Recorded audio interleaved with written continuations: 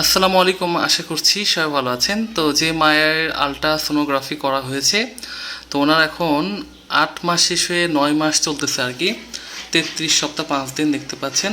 আর এখানে আমরা বাচ্চার হার্টবিট দেখতে পাচ্ছি 137 বিট পার মিনিট।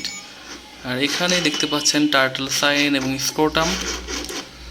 আর এইটা হচ্ছে বাচ্চার অ্যাবডোমিনাল সার্কামফারেন্স, যা ওজন আসছে 2 কেজি 142 গ্রাম। আর বাচ্চার ফুল আমরা দেখতে পাইছি পোস্টেরিয়রলি ভাবে আছে, পানি অপটিমাম আলহামদুলিল্লাহ।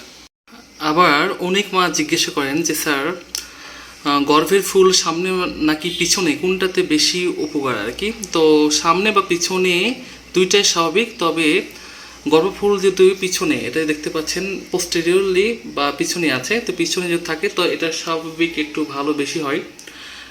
এতে বাচ্চার মা অনেক ক্ষেত্রে গবেষণা দেখা গিয়েছে বাচ্চার নড়াচড়া একটু তাড়াতাড়ি বুঝতে পারেন। আর সামনে যদি থাকে সেক্ষেত্রেও ওটাও স্বাভাবিক, তবে ঝুঁকি হয় তখন যখন প্লাসেন্টা প্রিভিয়া থাকে। তো প্লাসেন্টা প্রিভিয়া হচ্ছে যে গর্ভের ফুল জরায় যে মুখ আছে, মুখটা পুরোটাই ঢেকে রাখে অথবা আংশিক ঢেকে রাখে। তো এই জন্য অবশ্যই আলট্রাসোনোগ্রাফির মাধ্যমে জানতে হবে যে গর্ভের ফুলের অবস্থান কি, এতে কোনো মায়ের বা বাচ্চার ঝুঁকি আছে কিনা। ধন্যবাদ।